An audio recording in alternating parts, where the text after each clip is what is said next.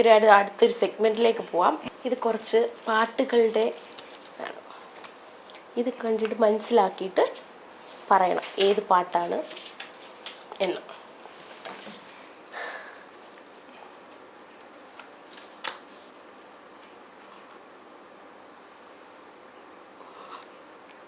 ഒന്നും മനസ്സിലാവുന്നില്ല. ഒരു മിനിറ്റ് നോക്കട്ടെ.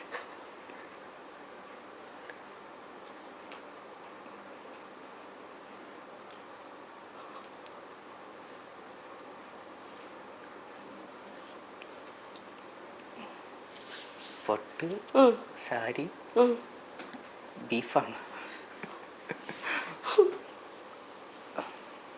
അപ്പഴത്തേക്കുന്ന കൊച്ചുള്ള അതെനിക്ക് ബാക്കി എനിക്കൊന്നും മനസ്സിലായില്ല. ഇതെന്താ? കണ്ണാടിയിൽ 3 പൊട്ട്, സാരി. ആലോചിച്ചോക്ക്, കിട്ടും. ഫേമസ് ആയ ഒരു പാട്ടാണ്.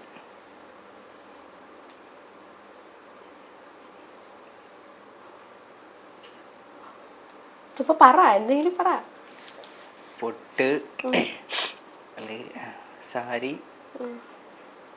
സാരിക്ക് വേറെ ആലോചിക്ക്. അപ്പൊ പെട്ടെന്ന് കിട്ടുമല്ലോ. സാരിക്ക് വേറെ പുടവ. ഇനി ആലോചിച്ചോക്കെ, ഇനി പെട്ടെന്ന് കിട്ടും. പുടവ, പട്ടുപ്പുട, കണ്ണാടിപ്പുട. പൊട്ട് തുടങ്ങിക്കോ. പൊട്ടാണ് ഫസ്റ്റ്. പുടവ, ഇറച്ചി പെണ്ണ. പൊട്ടുപുടവ, ഇറച്ചി പെണ്ണ, പൊട്ടുപുടവ. അതൊരു കറക്റ്റ് അല്ലേ? അത് കറക്റ്റ്. മാംസം, ഇറച്ചി. പാട്ടായിട്ട് ആലോചിച്ച് നോക്ക്, അപ്പൊ കിട്ടും. പാട്ടായിട്ട് വരേണ്ടത് പൊട്ടുപുടവ, ഇറച്ചി. പൊട്ട് വെച്ച് തുടങ്ങുന്ന എന്തെങ്കിലുമൊക്കെ പാട്ടാലോക്കെ. പൊട്ട് ഫേമസ് ആ ഒരു പടത്തിൽ. ഫേമസ് ആ ഒരു പടം. ഈ അടുത്ത കാലത്ത് ഇറങ്ങിയ പടമാണോ? അടുത്ത കുറച്ചായി ഇറങ്ങിയിട്ട്. കുറച്ചായി. ഇഷ്ടപ്പെട്ട ആക്ടർ ആരാ? ആക്ടർ ലാലേട്ടനായിരിക്കുമല്ലോ. ഞാൻ ലാലേട്ടൻ പഠിച്ച കോളേജിൽ നിന്നാണല്ലോ വരുന്നത്. അപ്പൊ ലാലേട്ടന്റെ പടത്തിലെ പാട്ട് തന്നെ. ലാലേട്ടന്റെ പടത്തിലെ പാട്ടാണ്.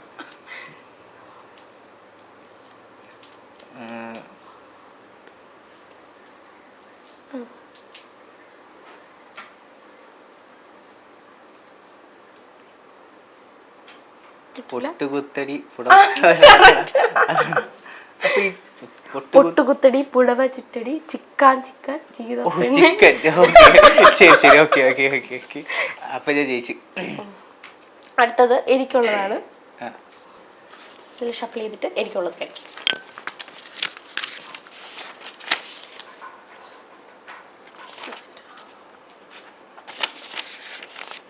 അറബി.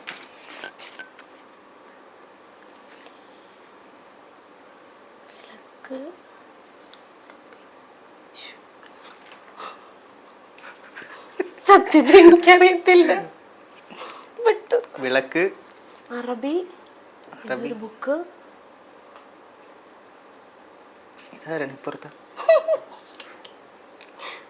കത്താവേ പെട്ട്.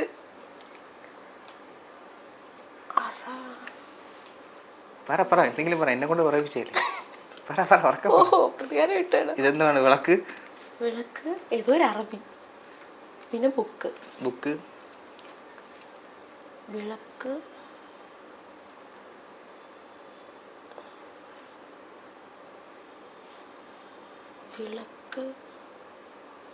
കൊളുത്തും അറബി ബുക്കിലെ സുൽത്താന. വിളക്ക് കൊളുത്തും അറബി, വിളക്ക് അതിന് ആ പാട്ടിയില്ല. വിളക്ക് കൊളുത്തി വരും അറബ് കഥകളുടെ. അതല്ലേ? അത് ഞാനാണ് പറഞ്ഞത്.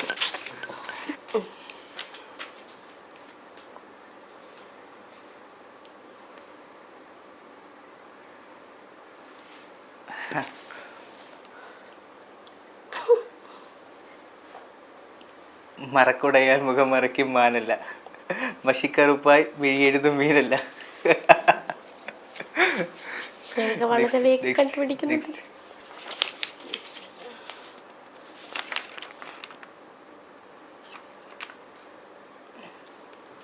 പിന്നെ പിന്നെ ആരോ കിടന്നു എന്തുകൊണ്ട് കേട്ടില്ല. പിന്നെ പിന്നെ ആരോ പിന്നെയും പിന്നെയും ആരോഗ്യമായിട്ട്. ഓക്കെ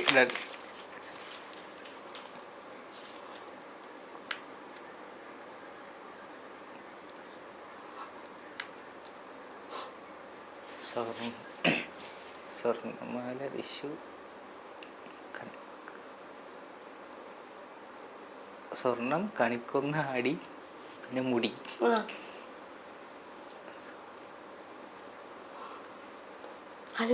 സ്വർണ്ണമാല കണിക്കൊന്ന അടി അടിമുടി. അടിമുടിയായിരിക്കും അവസാനം. പക്ഷെ ഫസ്റ്റത്തെ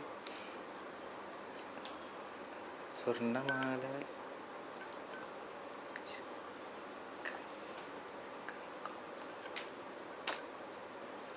കിട്ടും.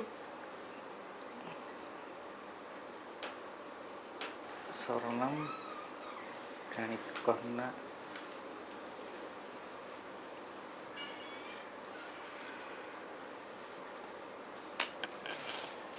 കിട്ടണില്ല. പറ. സ്വർണം അറിയാമോ? പാട്ടറിയാമോ? സ്വർണം നോക്ക്, ട്രൈ ചെയ്ത് നോക്ക്, കിട്ടും. സ്വർണം അടിമുടി ആലോചിച്ചോക്ക്.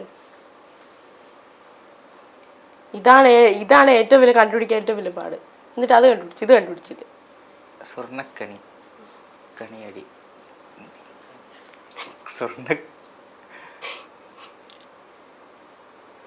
പാട്ടറിയാവോ? പാട്ടറിയാം. ഇല്ല. പൊന്നിൻ കാണിക്കുന്നു. ഓ അടിമുടി. അടിമുടി. Okay okay okay. പൊന്ന് ഞാൻ സ്വർണ്ണത്തിൽ കിടന്ന് പിടിച്ച, അതാണ് പ്രശ്നം.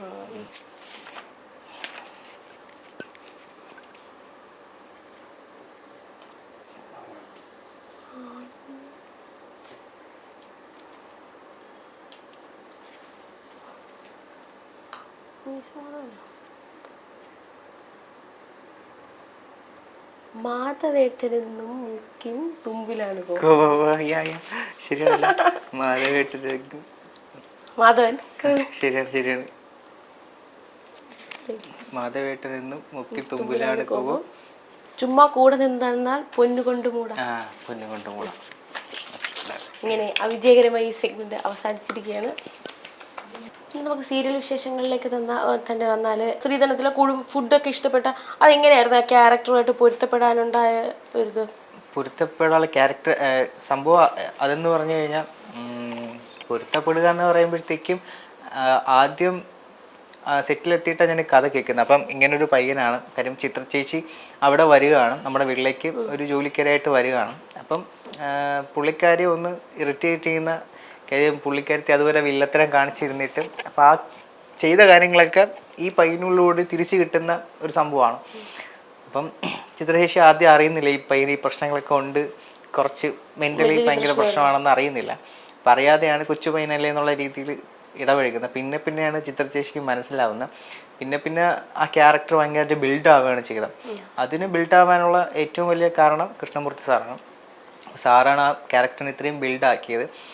ഒരുപക്ഷെ ഞാൻ ഫുൾ ബ്ലൈൻഡ് എങ്ങനെ ചെയ്യണമെന്ന് പോലും അറിഞ്ഞുകൂടാതെ ആ ക്യാരക്ടറിനെ ഞാൻ അങ്ങോട്ട് അതിലെത്തിപ്പെടുന്നത്. അപ്പം അതിലെത്തിപ്പെടുമ്പോഴും എനിക്കറിയത്തില്ല ക്യാരക്ടർ എങ്ങനെയാണ് എന്നൊന്നും അറിയത്തില്ല. അപ്പം സാറാണ് കൂടെ നിന്നിട്ട് പറഞ്ഞു തന്ന് ഓരോ കാര്യങ്ങൾ പറഞ്ഞ്, നീ അങ്ങനെ ചെയ്താൽ കൊള്ളാം, അല്ലെങ്കിൽ ഇങ്ങനെ ചെയ്താൽ കൊള്ളാം എന്നൊക്കെ പറഞ്ഞ് അതിനെ ബിൽഡ് ചെയ്ത് വർക്കൗട്ടാക്കിയത് ഏറ്റവും കൂടുതൽ എന്നെ സഹായിച്ചത് കൃഷ്ണമൂർത്തി സാറ് തന്നെയാണ്. അപ്പോൾ സാറുമായിട്ടുള്ളൊരു സാറിൻ്റെ ഒരു അനിയനെ പോലെയാണ് കാണുന്നത്. അപ്പം സാറ് എനിക്കും അങ്ങോട്ട് എന്തെങ്കിലും പറയാൻ പറ്റും സാറിൻ്റെ അടുത്ത്, സാറും എന്നെ അതുപോലെ എനിക്ക് ഇങ്ങോട്ട് പറഞ്ഞു തരുന്നത്. അപ്പം എനിക്ക് ഭയങ്കര സാറുമായിട്ടുള്ള ഒരു കോമ്പിനേഷൻ ഭയങ്കര അറ്റാച്ച്മെൻ്റ് ഉണ്ടായിരുന്നു. അപ്പോൾ അതിൻ്റെ ഒരു ഇത് കൂടെ ആ ക്യാരക്ടറിൽ ഉണ്ടായിരുന്നു. അപ്പം സാറ് ഒരു കാര്യങ്ങൾ പറഞ്ഞു തരും. അങ്ങനെ അത് ബിൽഡായി വലുതായി വന്നതാണ്. അല്ല, ഈ ഒരു ഇത്രയും സീരിയൽസ് ചെയ്തതിലെ ഏറ്റവും ബുദ്ധിമുട്ടുണ്ടായിരുന്ന ഏത് ക്യാരക്ടർ ചെയ്യാൻ വേണ്ടിയായിരുന്നു? ക്യാരക്ടർ ചെയ്യാൻ ബുദ്ധിമുട്ട് ഒന്നുമില്ലായിരുന്നു. പക്ഷേ ഈ ശ്രീധരൻ ചെയ്യുന്ന സമയത്ത് ഈ ഭയങ്കര ഷൗട്ട് ചെയ്തും കാര്യങ്ങളൊക്കെ ചെയ്യുമ്പോഴത്തേക്കും എനിക്ക് കുറച്ച് കട്ടൊക്കെ ചെയ്ത് കഴിയുമ്പോഴത്തേക്കും കുറച്ച് പ്രശ്നം ഉണ്ടായിരുന്നു. കാര്യം ഭയങ്കര പ്രഷർ ഞാൻ എടുക്കണം, ശ്വാസം പിടിച്ച് നിൽക്കണം, അങ്ങനത്തെ ഡയലോഗ് ഡെലിവറിയും കാര്യങ്ങളൊക്കെ വരുമ്പോഴത്തേക്കും അതുപോലെ മുഖത്തിൻ്റെ ഭാവം ഭയങ്കര അങ്ങനെ വരുമ്പോൾ അങ്ങനത്തെ ഒരു പ്രശ്നം ഉണ്ടായിരുന്നു. അതിൽ മാത്രമേ പ്രശ്നമുള്ളായിരുന്നു. ബാക്കി ക്യാരക്ടേഴ്സ് ഒന്നും ഭയങ്കര ബുദ്ധിമുട്ട് ഉള്ള ക്യാരക്ടറാണ്. പിന്നെ ഒരു സീരിയൽ ഉണ്ടായിരുന്നു, പക്ഷെ അത് ടെലികാസ്റ്റ് ആയിട്ടില്ല. ആവാത്തെന്ന് പറയുമ്പോഴത്തേക്കും ഞാൻ ഈ അമ്മയ്ക്ക് മുമ്പ് ചെയ്തൊരു ഇതാണ്. അതിൽ വിക്രമാദിത്യന് വേതാളം, അത് തമിഴ് സീരിയലായിരുന്നു. പക്ഷെ അത് എനിക്ക് തോന്നുന്നത് കളഞ്ചർ ടി വിക്ക് എങ്ങാണ്ടോ വേണ്ടി, ജയ ടി വിക്കോ കളഞ്ചർ ടി വിക്കോ വേണ്ടി എടുത്തതാണ്. കാർത്തിക സാറി തന്നെ എടുത്തതാണ്. പക്ഷെ അതിൻ്റെ കുറച്ച് എപ്പിസോഡ്സ് മാത്രമേ ഷൂട്ട് ചെയ്തുള്ളൂ. പ്രമോയ്ക്ക് വേണ്ടിയിട്ടുള്ള കുറേ സംഭവങ്ങൾ ചാനലിൽ കാണിക്കാൻ വേണ്ടിയിട്ടുള്ള സംഭവം ഷൂട്ട് ചെയ്തിട്ടുള്ളൂ. പിന്നെ നല്ല ഇലക്ഷനും കാര്യങ്ങളൊക്കെ ആയിട്ട് ബന്ധപ്പെട്ടിട്ട് എന്തൊക്കെ പ്രശ്നം നടന്നിട്ട് അത് പിന്നെ ടെലികാസ്റ്റ് ആയില്ല. അപ്പം അതിൻ്റെ ഷൂട്ടിങ് കുറച്ച് ബുദ്ധിമുട്ടെന്ന് പറഞ്ഞു കഴിഞ്ഞാൽ അതിൽ വിക്രമാദിത്യന് വേതാളം, അതിന് വേതാളമായിട്ടാണ് ഞാൻ അഭിനയിച്ചത്. അപ്പം ഈ ഫുഡ് കഴിക്കാൻ ഭയങ്കര പ്രയാസമായിരുന്നു. എന്ന് വെച്ചാൽ മേക്കപ്പ് ഇട്ട് കഴിഞ്ഞാൽ ഈ മൂക്കിങ്ങനെ വേതാളത്തിൻ്റെ മൂക്കിങ്ങനെ വളഞ്ഞിരിക്കുന്നതുകൊണ്ട് ഫുഡ് കഴിക്കാൻ കുറച്ച് പ്രയാസമായിരുന്നു. പിന്നെ രാത്രി എന്നെ മരത്തിൽ കെട്ടിത്തൂക്കിയിട്ട് മരത്തിൽ തലകുഴായിട്ട് ക്രെയിനിൽ കെട്ടിത്തൂക്കി ചിത്രാഞ്ജലിയിലായിരുന്നു ഷൂട്ട്. അപ്പോൾ ഇങ്ങനെ എൻ്റെ അടുത്തൊരു തമിഴ് ഡയറക്ടറായിരുന്നു. എൻ്റെ അടുത്ത് പറഞ്ഞ്, മോനെ కొంచెం തലകീഴാ നിൽക്കണം, കുറച്ച് നേരമേ ഉള്ളൂ, ഒരു 5 മിനിറ്റ് ഷൂട്ട് എടുക്കത്തുള്ളൂ, അപ്പോൾ രണ്ട് ക്യാമറ എന്ന് വെച്ചിട്ടുണ്ട്, കുറച്ച് ഷോട്ട്സ് എടുക്കത്തുള്ളൂ എന്ന് പറഞ്ഞു.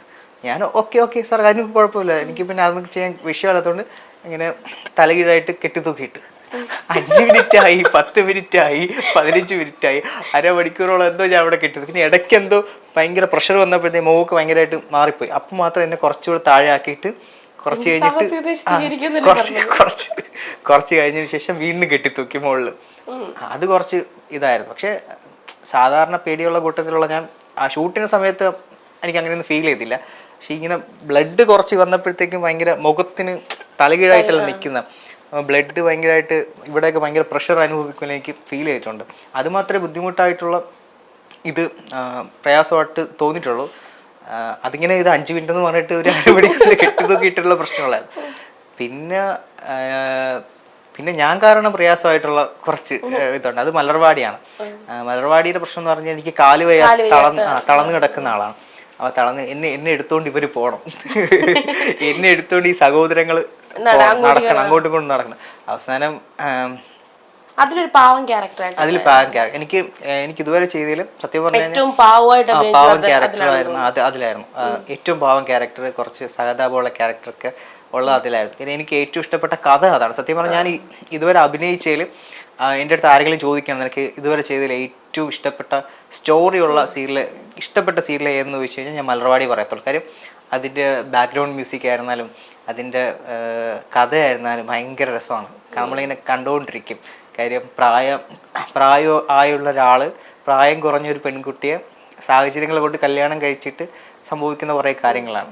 അതിൽ ചേട്ടനെ അഭിനയിച്ച് അസാധ്യമാണ്. കാര്യം ചേട്ടൻ്റെ ആ ഡയലോഗ് ഡെലിവറിയൊക്കെ എന്നെ ഭയങ്കരമായിട്ട് നമ്മൾ അവിടെ അഭിനയിക്കുമ്പോൾ തന്നെ ആ ഫീൽ എനിക്ക് കിട്ടുമായിരുന്നു. ഞാൻ നല്ല ഫീലോടുകൂടി ചെയ്തൊരു ക്യാരക്ടറാണ്. എനിക്ക് മറക്കാൻ പറ്റാത്ത ക്യാരക്ടറുകൾ ഒന്നാണ് അതാണ് കാര്യം. എനിക്ക് ആ കഥ ഭയങ്കര സ്റ്റോറി എനിക്ക് ഭയങ്കരമായിട്ട് ഇഷ്ടമാണ്.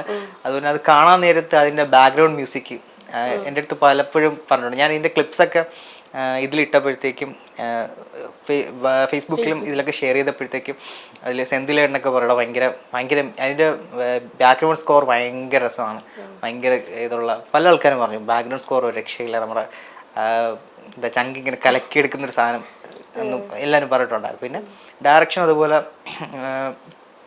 സൂപ്പറായിരുന്നു. സുധീഷ് സാറായിരുന്നു. അപ്പം അതിൻ്റെ ഡയറക്ഷൻ ഇങ്ങനെ ഒറ്റ ഷോട്ടിലൊക്കെ സാറ് എടുത്ത് സൂപ്പറാക്കും. റിയൽ ലൈഫിലോട്ട് വരുമ്പം ഇതുപോലെ തന്നെ പാവമാണോ അതോ ഭയങ്കര വയലന്റ് ആയ ക്യാരക്ടറാണ്? അല്ല, ഞാൻ അപ്പം അങ്ങനെ പാവം എൻ്റെ അടുത്ത് എങ്ങനെ പെരുമാറുന്നു അതേപോലെ ഞാൻ റിയാക്ട് ചെയ്യും. കാര്യം ലിൻ്റെ എൻ്റെ അടുത്ത് ഇപ്പം തിരിച്ച് സന്തോഷത്തോടാണ് സംസാരിക്കുന്നതെങ്കിൽ ഞാനും അതുപോലെ സംസാരിക്കും. അല്ല ദേഷ്യപ്പെട്ടാണ് ഞാൻ ദേഷ്യപ്പെട്ടു. അതെ, അതിപ്പം ഒരു മിറർ പോലെയാണ്. നമ്മളിപ്പം മിററിൻ്റെ ഫ്രണ്ട് ചെന്നിട്ട് നമ്മൾ ചിരിക്കുകയാണെങ്കിൽ അതും ചിരിക്കത്തില്ല. അതുപോലെയാണ് എൻ്റെ ഫ്രണ്ടിൽ എങ്ങനെയാണോ ആൾ പെരുമാറുന്നത് അതേപോലെ ആയിരിക്കും ഞാൻ തിരിച്ചു പെരുമാറുന്നത്. പിന്നെ ട്രാവൽ ചെയ്യാൻ ഭയങ്കര ഇഷ്ടമാണ്. എവിടെയാണ് ഏറ്റവും കൂടുതൽ പോയതിൽ ഏറ്റവും കൂടുതൽ ഇഷ്ടപ്പെട്ട സ്ഥലം? കോഴിക്കോട്. അത്ര ഇഷ്ടപ്പെടാൻ കാര്യം? അല്ല, എനിക്ക് എന്തോ കോഴിക്കോടിനോട് ഭയങ്കര ഇഷ്ടമാണ്. എന്താണെന്ന് അറിയത്തില്ല. ഞാൻ ഒരിക്കൽ ഒരു കല്യാണത്തിന് വേണ്ടി കോഴിക്കോട് പോയതാണ്. പിന്നെ ഇടയ്ക്കിടയ്ക്ക് അവിടെ പോകണം എന്നുള്ളൊരു ഒരു ആഗ്രഹം. പിന്നെ നല്ല ആൾക്കാരാണ്, നല്ല മനുഷ്യരാണ് എല്ലാവരും. എന്തോ അവിടുത്തെ ആൾക്കാരൊരു പ്രത്യേക, എല്ലാവരോടും പ്രത്യേക സ്നേഹമാണ്. അവിടുത്തെ ഫുഡ്, ഞാൻ ഇതേപോലെ എന്തുവാണ് ഈ മലർവാടിക്ക് നടക്കുന്ന സമയത്ത് എറണാകുളത്ത് വെച്ചാണ് ഷൂട്ട്.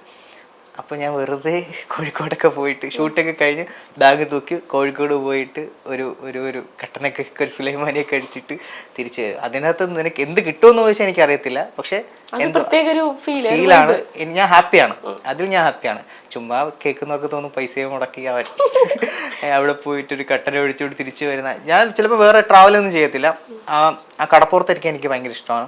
ആ കടപ്പുറത്തിരുന്ന് ചെറിയൊരു അല്ലെങ്കിൽ കടല് സങ്കടം വരുമ്പോൾ കടൽ മുഴുവനും എടുത്തോണ്ട് പോകില്ല. നമ്മൾ ഏത് കടൽ, ഇപ്പം ശംഖുമുഖത്ത് പോയിരുന്നാലും ഏത് കടലിന്റെ ബീച്ചിൽ പോയിരുന്നാലും നമ്മളെ സങ്കടം മുഴുവൻ എടുത്തോണ്ട് പോകുന്ന ഒരു പ്രത്യേക കഴിവ് കടലിനുണ്ട്. അപ്പൊ എൻ്റെ എന്ത് സങ്കടം വന്നാലും ഞാൻ ആദ്യം പോകുന്ന സ്ഥലം കടൽ തന്നെയാണ്.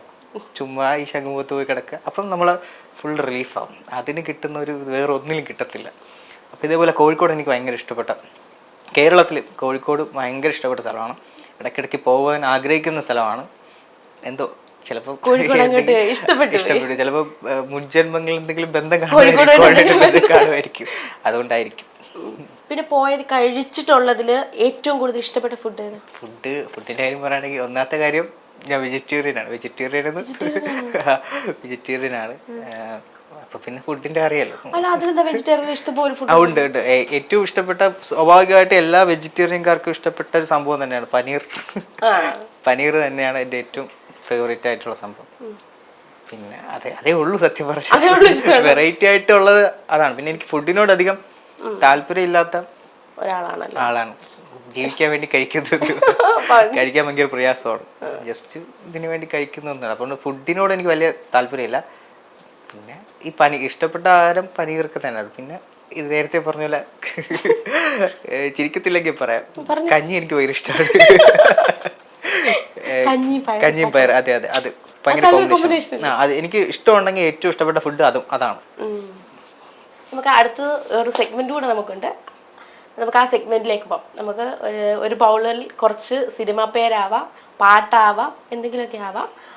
അത് വെച്ച് നമുക്ക് ഹെഡ്സെറ്റ് കുത്തിയിട്ട് നമുക്കൊരു ഹെഡ്സെറ്റ് പാട്ട് കേൾപ്പിക്കും. അത് നമ്മൾ ഈ എടുക്കുന്ന സാധനം നമ്മൾ പറഞ്ഞ് ഇത് ചെയ്യണം. ഓക്കെ, ഞാനാണ് ഫസ്റ്റ് എടുക്കുന്നത്. എന്താണെന്ന് അറിയില്ല, നോക്കാം.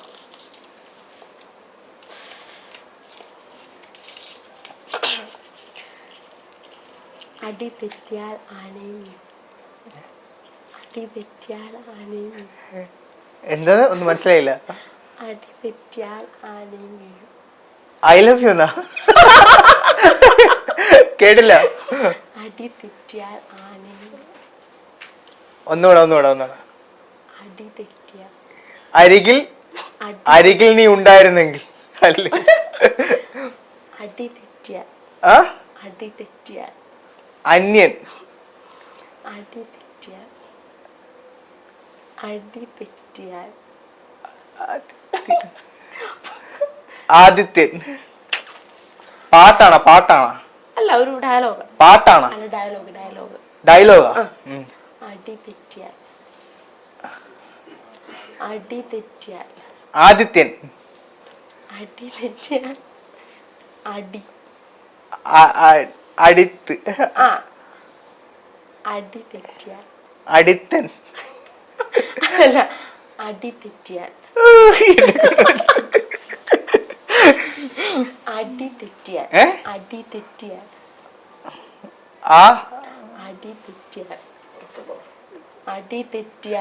എനിക്ക് ഇങ്ങനെ മാത്രം കേൾക്കാം. അടി തെറ്റിയാൽ അടി തെറ്റിയാൽ അടി അടി അടി അടി. എനിക്ക് വേറെ എന്തൊക്കെയാ തോന്നുന്നത് സത്യമായിട്ട്.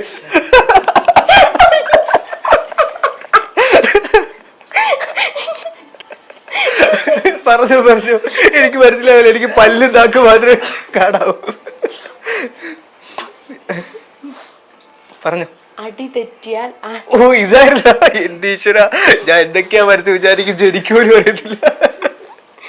അടുത്ത അടി തെറ്റിയാൽ ആനയെ വീഴും. ഇങ്ങനത്തെ ഡയലോഗ്സ് ആണല്ലേ, ഞാൻ പാട്ടെന്ന് വിചാരിച്ചുകൊണ്ടിരിക്കുകയായിരുന്നു.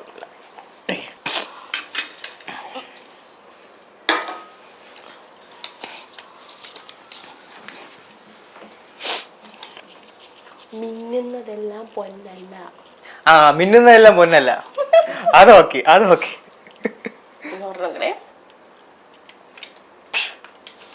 അപ്പം അപ്പം ആ അപ്പം തിന്നാൽ അപ്പം തിന്നാൽ മതി കുഴി എണ്ണ. അപ്പം തിന്നാൽ മതി കുഴി എണ്ണ. ആ അപ്പം തിന്നാൽ മതി കുഴി എണ്ണ. ഓക്കെ ഓക്കെ, അടുത്തത് എനിക്കുള്ളതാണല്ലേ.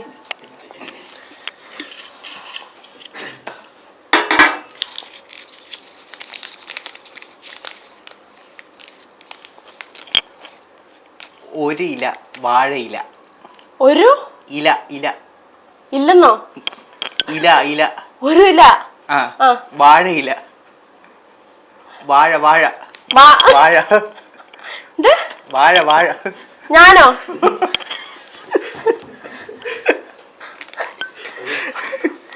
പറ. വീട്ടിലെന്ത് പറയും? എന്താ? ഒരില. ഒരില വാഴയില. ഒന്നുകൂടെ. ഒരില. ഒരില മനസ്സിലായി. വാഴയില. വാഴ വാഴ. വാഴയിലയോ? ഒരില വാഴയില.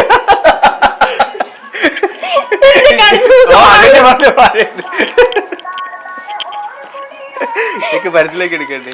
അടുത്ത നെക്സ്റ്റ് ഒരില വാഴയില.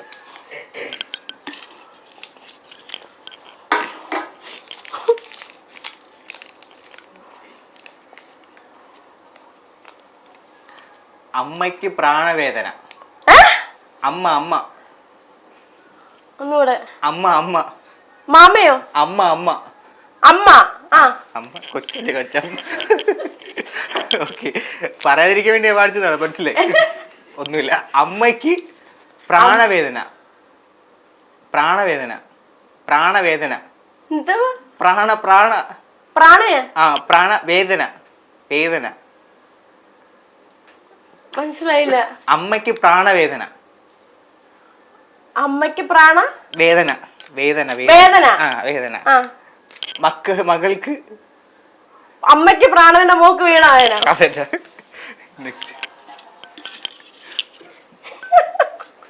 അല്ലേ വേണ്ട, ഇത് കൊള്ളില്ല. അടുത്തെടുക്ക.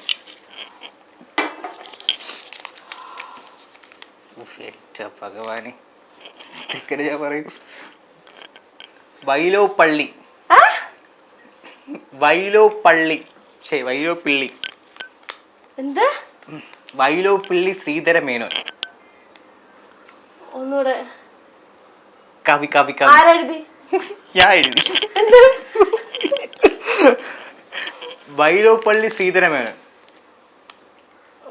മനസ്സിലായില്ല. വൈലോപ്പിള്ളി. വയല്. വയലല്ല, കുന്ന്. വയലോപ്പിള്ളി. വയലോ പിള്ളി. വൈലോപ്പിള്ളി. വയലോ ആ വൈലോപ്പിള്ളി. വയലോപ്പള്ളി. ആ ശ്രീധര മേനോൻ. വയലോപ്പള്ളി ശ്രീധര മേനോൻ. മൂന്നെണ്ണായി. പൊടിച്ചട്ടി. ചെടിച്ചട്ടി. ചെടിച്ചട്ടി. ചെടിച്ചട്ടി. ചെടി. പൂവ്. ഓ ചെടി. തേരോ? രഥം. ചെടിച്ചട്ടി. തെക്കയോ? ചെടിച്ചട്ടി. ചെടി. ആ ചട്ടി. ചെടിച്ചട്ടി. ചെടിച്ചട്ടി. ആ ചെടിച്ചട്ടി. ഓ അങ്ങനെ വളരെ നന്നായിരുന്നല്ലേ? കൊള്ളായിരുന്നു. നല്ല രസമുണ്ടായിരുന്നു. നല്ല രസമായിരുന്നു. എന്നാലും എന്നെ വാഴയെന്ന് വിളിച്ചത് മോശമായി വേണ്ട. അല്ല, നമുക്ക് പെട്ടെന്ന് എന്തെങ്കിലും ഐഡന്റിഫൈ ചെയ്യാൻ വേണ്ടി ഇപ്പൊ ഞാൻ ഇപ്പൊ ചെടിച്ചട്ടി കാണിച്ചു തന്നില്ലേ, അതേപോലെ അപ്പൊ എന്നെ കാണിച്ച് വാഴ തോന്നിയാ? എനിക്കറിഞ്ഞൂടെ. എന്നെ തന്നെയാണല്ലോ ചൂണ്ടിയത്. നമുക്ക് ഉദാഹരണമല്ലേ ചൂണ്ടിക്കാണിക്കാൻ പറ്റത്തുള്ളൂ. ട്രാവൽ ചെയ്യുമ്പോഴേ ഒറ്റയ്ക്കാണോ പോവാറ്, അതോ കൂട്ടിന് ഫ്രണ്ട്സ്, അങ്ങനെ ഫാമിലി, അങ്ങനെ? രണ്ടും ഉണ്ടാവും. കാര്യം ഒറ്റയ്ക്ക് പോകുന്ന യാത്രകളും ഉണ്ട്, പിന്നെ ഇതേപോലെ ഫ്രണ്ട്സുമായിട്ട് പോകുന്നുണ്ട്. ഫ്രണ്ട്സായിട്ട് പോകുമ്പോഴത്തേക്ക് ഞങ്ങളൊരു ഗ്യാങ് ഉണ്ട്, അവരുമായിട്ടാണ് സ്ഥിരം കറക്കം. പിന്നെ ഒറ്റയ്ക്ക് പോകാനും ഞാൻ ഒറ്റയ്ക്കാണ് പൊക്കോണ്ടിരുന്നത്. ഇപ്പോഴാണ് കൂട്ടുകാരുടെ പോകാൻ തുടങ്ങി. മറ്റത് ഞാൻ ഷൂട്ടിംഗ് എന്ന് പറഞ്ഞിട്ട് നൈസിനെ പോകും. വീട്ടിൽ വിചാരിക്കും അവർ ഷൂട്ടിന് പോയി കിടന്നല്ലോ. ഷൂട്ട് ചിലപ്പോൾ ഒരു 4-5 ദിവസമേ കാണത്തുള്ളൂ. ഞാൻ പിന്നെ കുറച്ച് ദിവസം കഴിച്ചിട്ട് എത്തത്തുള്ളൂ. പിന്നെ ചിലതൊക്കെ അമ്മയടുത്ത് വീട്ടിൽ പറയാറുണ്ട്. പിന്നെ ഞാൻ എന്തൊക്കെ കള്ളത്തരം കാണിച്ചാലും അമ്മയ്ക്ക് മനസ്സിലാവും, അത് വേറെ കാര്യം. അത് കണ്ടുപിടിക്കും, എപ്പോഴാണെങ്കിലും കണ്ടുപിടിക്കും, അല്ലെങ്കിൽ ഞാൻ തന്നെ പറയും. അപ്പം അങ്ങനെ പോകാറുണ്ട്. പിന്നെ ഒരിക്കൽ ഗോവയ്ക്ക് പോയി. അത് നല്ല രസമായിരുന്നു. ഗോവയ്ക്ക് പോയിട്ട് ഇവിടെ നിന്ന് 9 മണിക്കുള്ള ട്രെയിനിലാണ് പോയത്. അപ്പം ഞാൻ കയറിയ കമ്പാർട്ട്മെൻറ്റിൽ ഉള്ള ആൾക്കാരെല്ലാം മൂകാംബികയ്ക്ക് പോകാൻ വേണ്ടി പോകുന്ന ആൾക്കാരാണ്. അപ്പം ഞാൻ ഗോവയ്ക്ക് വേണ്ടി ടിക്കറ്റ് എടുത്തത്. അപ്പം എനിക്ക് ഇൻട്രസ്റ്റിംഗ്, ഞാൻ ഇതുവരെ മൂകാംബികയിൽ പോയിട്ടില്ല. അപ്പം ഞാൻ വിചാരിച്ചു പിന്നെ മൂകാംബിക പോവാ. അങ്ങനെ ഗോവ ട്രിപ്പ് മൂകാംബികയായി. അത് ഭയങ്കര രസമാണ്. എന്നിട്ട് ഗോവയിൽ നിന്ന് അങ്ങ് പോകാനുള്ള മൂകാംബിക്ക് പോകാനുള്ള പ്ലാനിങ്ങിലായിരുന്നു. പക്ഷേ നല്ല കിടിലം പണി കിട്ടിയെന്ന് പറഞ്ഞു കഴിഞ്ഞാൽ വേറെ ഒന്നുമില്ല. 3 ദിവസം ഞാനവിടെ ഉണ്ടായിരുന്നു, മൂകാംബികയിലുണ്ടായിരുന്നിട്ട് എന്താ എൻ്റെ ATM പണി മുടക്കി. എൻ്റെ കയ്യിൽ പൈസ ഞാൻ എടുത്തു വെച്ചിട്ടുണ്ടായിരുന്നു. പൈസ എടുത്തു വെച്ചതിന് ശേഷം ആവശ്യം ഇല്ലല്ലോ, ഞാൻ അവസാനം ഒരു 500 രൂപ 200 രൂപ കണ്ട ഉണ്ടായിരുന്നു. അപ്പം ഞാൻ എടുക്കാൻ വേണ്ടിയിട്ട് ATM പോയതും കാർഡ് ബ്ലോക്കായിപ്പോയി. എനിക്ക് പിന്നെ അന്ന് പിന്നെ ഈ ഗൂഗിൾ പേയും കാര്യങ്ങളൊന്നും ഇല്ല, വന്നിട്ടില്ല. ഇത് മാത്രമേ ഉള്ളൂ. ഒരിക്കലും 2018 ആ കാലം അങ്ങോട്ടാണ്. അപ്പം ഗൂഗിൾ പേ ഒന്നും അധികം വന്നിട്ടില്ല, ക്യാഷിൻ്റെ കയ്യിൽ ഒന്നുമില്ല. അവസാനം ഞാൻ എന്ത് ചെയ്തു, ഞാൻ അപ്പം അവിടെ നിന്ന് ഇറങ്ങി അപ്പം തന്നെ റൂം വെക്കേറ്റ് ചെയ്ത്. റൂമിന് കൊടുക്കാൻ അഡ്വാൻസ് കൊടുത്ത പൈസ ഉണ്ടായിരുന്നു. അവർ ഇത്ര കഴിയുമ്പോഴത്തേക്ക് അത് തിരിച്ചു തരും. അപ്പം ആ പൈസ തന്നെ ഞാൻ അവിടെ കൊടുത്ത് സെറ്റിൽഡാക്കി. അതിനുശേഷം ഞാൻ അവിടെ നിന്ന് ഇറങ്ങി നടന്നു. കാര്യം പൈസ ഇല്ല കയ്യിൽ, ഫുഡ് കഴിക്കാൻ ഒന്നിനും പൈസ ഇല്ല. അവസാനം റെയിൽവേ സ്റ്റേഷനിൽ പോയി. റെയിൽവേ സ്റ്റേഷനിൽ ഒരു ഒഴിഞ്ഞ, മുഖാമുഖി പോയിട്ടുണ്ടോ? അവിടെ ഒരു ഒഴിഞ്ഞ റെയിൽവേ സ്റ്റേഷൻ പോയിട്ടില്ല. അവിടെ ഒരു ഒഴിഞ്ഞ റെയിൽവേ സ്റ്റേഷൻ. അപ്പോൾ ഞാനവിടെ 8 മണിക്ക്, ട്രെയിനാണെങ്കിൽ 1 മണിക്കെങ്ങാണ്ടാണ്. ഞാനവിടെ നടന്ന് 8 മണിക്ക് അവിടെ എത്തി. ഫുഡൊന്നും കഴിച്ചിട്ടില്ല. 8 മണിക്ക് എത്തി. ഞാൻ ചോദിച്ചു ഇങ്ങനെ എപ്പോഴാണ് ട്രെയിന് വരുന്നതെന്നൊക്കെ ചോദിച്ചു. അപ്പോൾ പറഞ്ഞു ഇങ്ങനെ. അപ്പോൾ ഞാൻ ഒറ്റയ്ക്ക് ബാഗ് തൂക്കി. അവിടെ വേറെ ആരുമില്ല. ഒരു അവിടുത്തെ ഒരു സ്റ്റേഷൻ മാസ്റ്റർ മാത്രമേ ഉള്ളൂ. അന്ന് സ്റ്റേഷൻ മാസ്റ്റർ മാത്രമേ ഉള്ളൂ. അത് പുള്ളിക്കാരൻ തന്നെയാണ് എല്ലാം ചെയ്യുന്നത്. സിഗ്നൽ ഇടുന്നതും അനൗൺസ്മെൻറ്റ് ചെയ്യുന്നതും ടിക്കറ്റ് കൊടുക്കുന്നതും എല്ലാം ഇങ്ങേരാണ്. അപ്പം ഞാൻ അവിടെ ചെന്ന് കയറിയപ്പോഴത്തേക്ക് ഇങ്ങേർക്ക് ഭയങ്കര ഡൗട്ട്, ഭയങ്കര പേടി. ഞാൻ ഒറ്റയ്ക്ക് ബാഗൊക്കെ തൂക്കി ചെന്ന് കയറിയപ്പോഴത്തേക്കും അങ്ങനെയാണ് തോന്നുന്നത്. പുള്ളിക്കാരൻ പറഞ്ഞു 1 മണിക്ക് ട്രെയിനുള്ളൂ, ഇവിടെ ഇരിക്കണ്ട. പുള്ളിക്ക് എങ്ങനെയെങ്കിലും എന്നെ പറഞ്ഞു എന്നാൽ അടുത്ത 2 മണിക്കൂറത്തെ കഴിയുമ്പോൾ എറണാകുളത്തേക്ക് ഒരു ട്രെയിൻ ഉണ്ട്, അവിടെ പോയിട്ട് പോകാൻ പറഞ്ഞു. എൻ്റെ ഇടയ്ക്ക് ഇവിടെ നിന്ന് പോയിട്ട് പൈസ അവർക്കറിയത്തില്ലല്ലോ. ഞാൻ പറഞ്ഞു അവിടെ തന്നെ നിൽക്കാന്ന് വിചാരിച്ച് അവിടെ തന്നെ ഇരുന്നത്. അപ്പം വീട്ടിൽ കൊടുക്കാൻ വേണ്ടി ലഡു മേടിച്ചോണ്ട് പോയിട്ടുണ്ടായിരുന്നു. വിശപ്പ് പറഞ്ഞ് ഞാൻ അതൊക്കെ എടുത്ത് കഴിച്ചു. പുള്ളിക്കാരന് ഭയങ്കര സംശയം. കാര്യം പുള്ളിക്കാരൻ എന്നെ ഇടയ്ക്കിടയ്ക്ക് ഒന്ന് നോക്കുന്നു, പേടിച്ച്. അവിടെ ഒരുമാതിരി പുള്ളിയുടെ മുഖത്തുള്ള ഭയം എനിക്ക് മനസ്സിലായി. പുള്ളി എന്തോ തെറ്റായിട്ട് കാര്യം ബാഗ് തൂക്കി അന്ന് ഒറ്റയ്ക്ക് വന്നുകൊണ്ടുള്ള പ്രശ്നമായിരിക്കും. പിന്നെ കഷ്ടകാലത്തിന് ആ 1 മണിക്കുള്ള ട്രെയിന് പിന്നെയും വന്നത് 3 മണിക്കാണ്. അതുവരെ ഞാനും കുറെ പട്ടികളും ആ സ്റ്റേഷൻ മാത്രം അങ്ങനെ ഇരുന്നു. അങ്ങനെ അതിന് കുറച്ച് പണി കിട്ടി. പിന്നെ ലോക്കൽ പൈസ 200 രൂപ ടിക്കറ്റ് എടുക്കാനുള്ള പൈസ. ആ പൈസക്ക് ടിക്കറ്റ് എടുത്തിട്ട് ഇതിന് കയറിയിരുന്നു, ജനറൽ കമ്പാർട്ട്മെന്റ് കയറി. അവിടെയൊക്കെ ഭയങ്കര തിരക്ക്. ബാത്റൂമിന് സൈഡിലൊക്കെ ഒന്ന് കിടന്നു. ഒരു സമയത്ത് ഇവിടെ എത്തി. എനിക്കാണെങ്കിൽ അവസാനം എനിക്ക് ഫുഡൊന്നും കഴിക്കാതെ വെള്ളം പോലും കുടിക്കാതിരുന്നിട്ട് എനിക്കിനും എണീറ്റ് നിൽക്കാൻ പറ്റാത്ത അവസ്ഥയിലായിപ്പോയി. ആ യാത്ര ഞാൻ മറക്കൂല, ഒരിക്കലും മറക്കൂല. അത് നല്ലൊരു യാത്രയായിരുന്നു. പിന്നെ ഫ്രണ്ട്സുമായിട്ട് പോയിട്ടുള്ള യാത്രയും അതും ഭയങ്കര രസമുള്ള സംഭവങ്ങൾ. ഇനി പോകണമെന്ന് ആഗ്രഹമുള്ള സിക്കിമിൽ പോകണം. ഞാൻ ഇപ്പം അങ്ങോട്ട് ലഡാക്കും കാര്യങ്ങളൊക്കെ അങ്ങോട്ടൊക്കെ പോയപ്പോഴത്തേക്കും എല്ലാവരും പറഞ്ഞു നമുക്കറിയാന്നുള്ളത് കുളു, മണാലി ആ സംഭവങ്ങളൊക്കെയാണ്. പക്ഷേ ഏറ്റവും മനോഹരമായിട്ടുള്ള സ്ഥലം, കാര്യം ഞാൻ ഇടയ്ക്ക് മണാലി പോയപ്പോഴത്തേക്ക് അവിടെ ഒരു ഫാമിലിയെ കണ്ടു. അപ്പോൾ അവർ പറഞ്ഞു പോവേണ്ട സ്ഥലം സിക്കിമാണ് എന്ന് പറഞ്ഞു. എനിക്കറിയത്തില്ല സിക്കിമിനെ പറ്റി, പറഞ്ഞു കേട്ടിട്ടുള്ള ഇതേ ഉള്ളൂ. അപ്പം അങ്ങനെ പറഞ്ഞു കേട്ടപ്പോഴത്തേക്കും അവിടെ ഒന്ന് പോയാൽ കൊള്ളാം. അടുത്ത ട്രിപ്പ് അങ്ങോട്ട് പ്ലാൻ ചെയ്യുന്നുണ്ട്, പോകണം. അങ്ങനെയൊക്കെയാണ് കാര്യം. ഇത്രയും നേരം എൻ്റെ ചളിയെല്ലാം സഹിച്ചതിന് വളരെയധികം നന്ദി. ഇത്ര നേരം നമ്മുടെ പ്രേക്ഷകരുടെ കൂടെ ഉണ്ടായിരുന്നത് അനൂപാണ്. Thank you so much and once again happy Onam. Happy Onam. Thank U.